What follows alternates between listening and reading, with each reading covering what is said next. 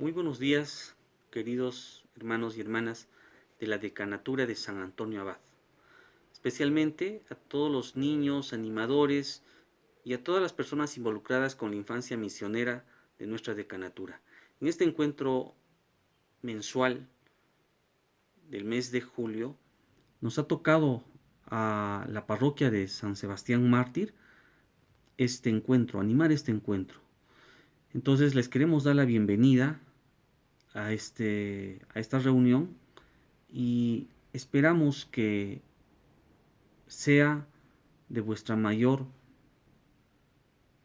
alegría, de vuestra mayor satisfacción, especialmente ahora que estamos próximos a celebrar el bicentenario de nuestra independencia, y que también nos ayude a comprometernos más como ciudadanos en nuestras familias, en nuestros hogares, en la sociedad y también como buenos cristianos en todos los espacios donde nos desarrollamos y donde vamos a cumplir nuestra misión. Anticipadamente, felices fiestas patrias, y esperamos pues que esta actividad que estamos organizando sea de vuestro mayor agrado. Bienvenidos. Muy buenos días a toda la infancia misionera de la Decanatura de San Antonio Abad. Bienvenidos a este encuentro promovido por la parroquia de San Sebastián Mártir. Vamos a desarrollar un tema importante ahora que estamos próximos a celebrar nuestro aniversario patrio, el bicentenario de nuestra independencia. ¿Cuál ha sido el rol de la Iglesia en la independencia del Perú? Tenemos que tener en cuenta algunas precisiones. Primero, debemos de tener presente que todos somos iglesia. Iglesia no solamente son los sacerdotes, las religiosas o el obispo, el papa, no, somos todos los bautizados. Y en ese entonces, si hablamos del Perú de hace 200 años o más, todo el Perú prácticamente era cristiano, era católico, no había espacio para otras confesiones religiosas y todos eran cristianos.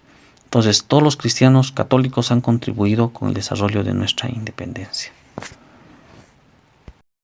Para poder conocer el proceso de independencia de nuestra patria, tenemos que tener en cuenta algunos precedentes remotos y algunos precedentes próximos. Entre los precedentes remotos, tenemos, por ejemplo, el cambio de gobierno que hubo en la Casa de Gobierno de España. Los Austria, que habían gobernado prácticamente por 200 años España, que se preocuparon en la expansión de sus dominios hacia América y también dejaron cosas muy buenas, ¿no?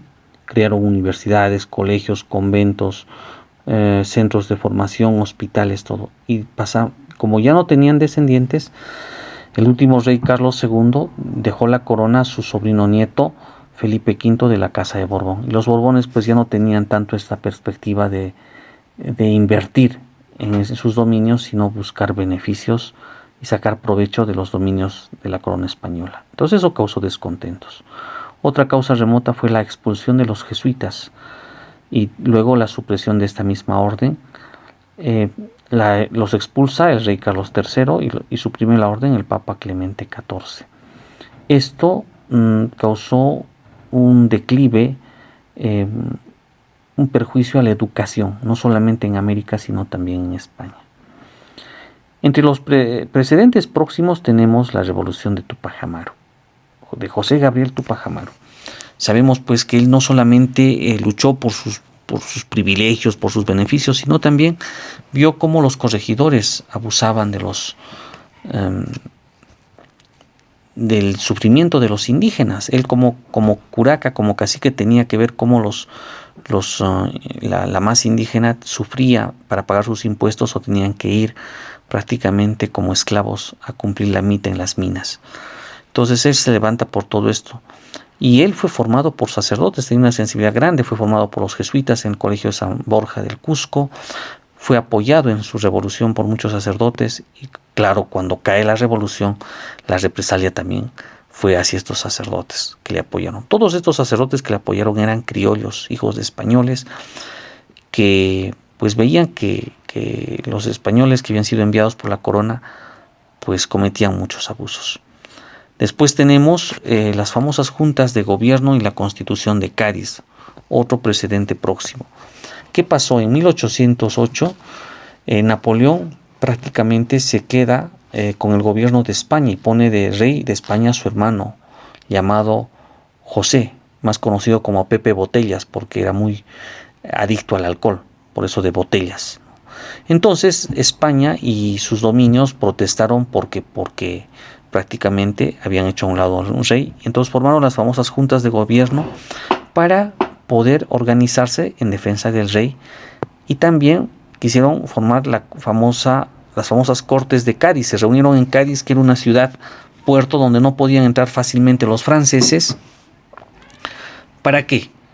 Para hacer una constitución más abierta, que respete los derechos de todos los ciudadanos, no solamente de los españoles, de los mestizos, de los criollos, de los indígenas, de todos, y también para que pueda defender al rey. Pero lamentablemente todo esto se comenzó a aplicar, digo lamentablemente porque cuando sale el rey libre, vuelve a la corona de España, Fernando VII no reconoce la Constitución. Entonces esto causó un resentimiento por parte de los habitantes de toda América, que en vez de defender al rey comenzaron a buscar su independencia de España. Eso sucedió, por ejemplo, en México, en Argentina, en lo que es la actual Colombia, Venezuela, en Centroamérica, hasta en Quito, ¿no? En el Perú no, porque en el Perú teníamos al virrey Abascal, y el virrey Abascal tenía un control bastante fuerte de toda la situación, ¿no? Y no veía que era tan necesario. Entonces, esto llevó a que, por ejemplo, en algunos lugares también se forman juntas de gobierno, como la de Huánuco, ¿no?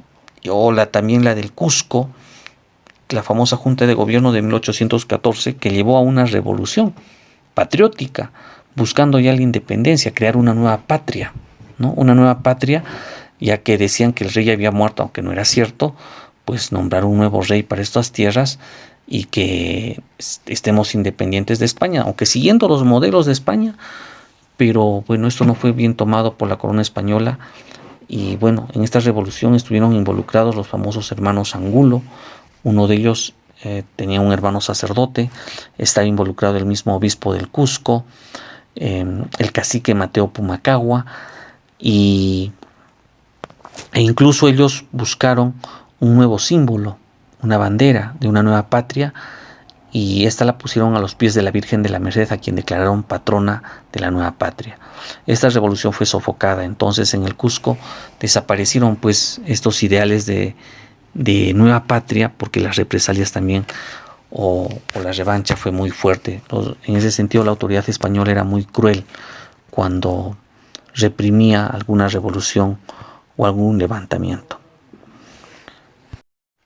Ahora veamos qué actuación tuvo la Iglesia en toda la campaña de la independencia. Bien, también aparte de estos levantamientos que hemos visto, influenció mucho la Ilustración.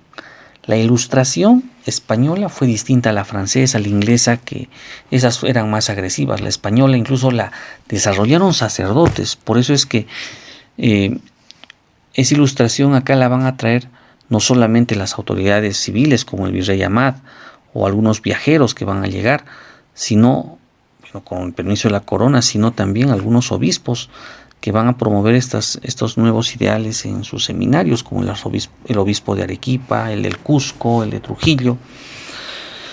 Y también, como habían expulsado a los jesuitas, la corona formó aquí el famoso convictorio de San Carlos, una especie de universidad. Allí se fusionaron el colegio de San Martín, el colegio de la Universidad de San Marcos, y sacó personajes destacados, grandes juristas que también después van a tener, por ejemplo, intervenciones en lo que hablamos en las Cortes de Cádiz y en otros eventos importantes, ¿no? Entonces, en este contexto es que se da la independencia. Llega San Martín, proclama la independencia.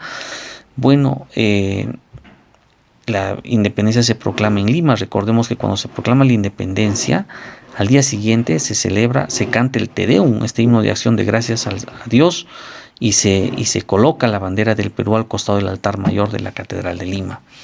Bueno, el Cusco seguía siendo realista, porque el virrey vivía acá, ¿no? Entonces ya va a ser con la batalla de Ayacucho que se consolide nuestra independencia. Entonces, ¿cuál va a ser la actitud de los obispos o de los sacerdotes con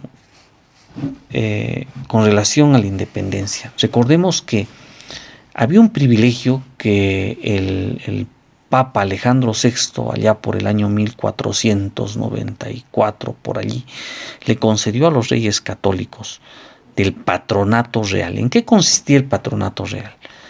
En que el Papa daba autorización para que los reyes tanto de España, el rey de Castilla, la reina de Castilla, como el rey de Portugal puedan ocupar las tierras que quieran, puedan someter, puedan dominar a sus habitantes, a cambio de que ellos se preocupen de la evangelización de esta gente que habitaba en esos territorios, y que también se preocupen en que la iglesia pues tenga infraestructuras, tenga templos, tenga conventos, tenga centros de formación. Entonces eso les daba también poder a los reyes de nombrar obispos, de nombrar autoridades. Bueno, eso nos parece raro y nos parece algo extremo en esta época, pero en esos tiempos era algo normal que se podía comprender.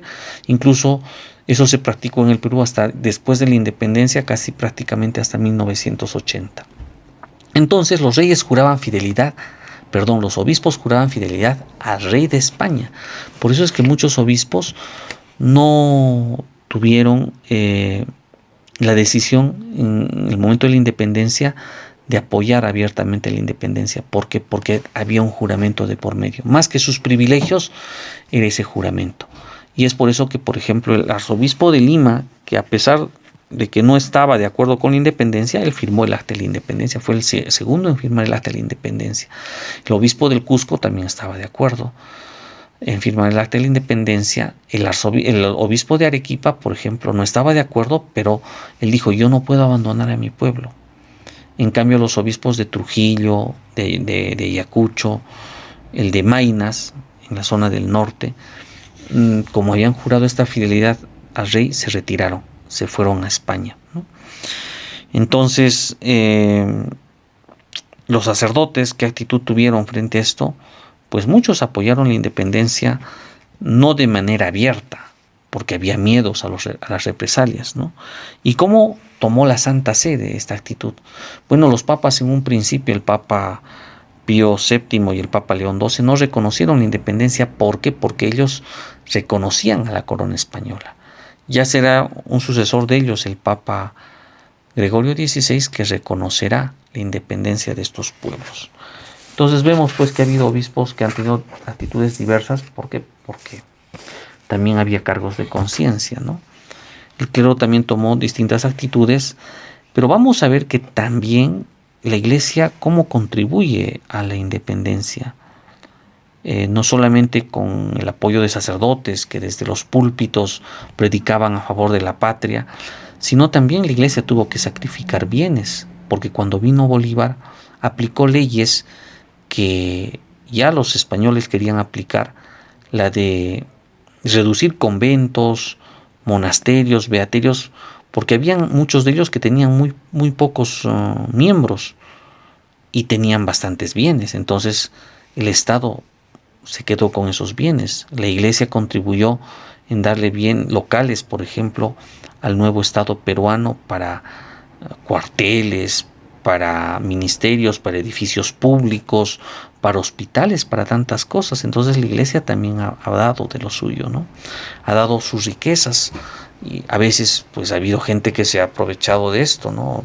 Gente cercana a Bolívar, por ejemplo, aquí en el Cusco. Y bueno, pero toda la iglesia pues lo puso también al servicio de esta nueva causa, y no solamente en estas épocas de la independencia, sino también en la guerra con Chile, ¿no? Entonces, recordemos pues que el Papa Gregorio XVI, con la famosa Congregación de Propaganda Fide, son las que se van a preocupar de restablecer las relaciones entre la Santa Sede y el Perú. Y en este caso, ¿cuál fue el nexo para el Perú? El único obispo que quedaba, el obispo Goyeneche. Muy bien, vamos a darle gracias a Dios porque en estos 200 años de independencia vemos cómo como pueblo el Señor siempre nos ha acompañado. Y eso lo reflejamos en qué, en que nuestro himno nacional habla de un voto al Eterno, habla del Dios de Jacob. O sea, somos un pueblo creyente. Y ojalá esa fe la vayamos alimentando más. Esa fe que nos han dejado nuestros mayores, nosotros también la hagamos que sea más fuerte y como buenos cristianos también seamos buenos ciudadanos. Felices fiestas patrias, que el Señor les bendiga a todos y cada uno de ustedes y que vive el Perú.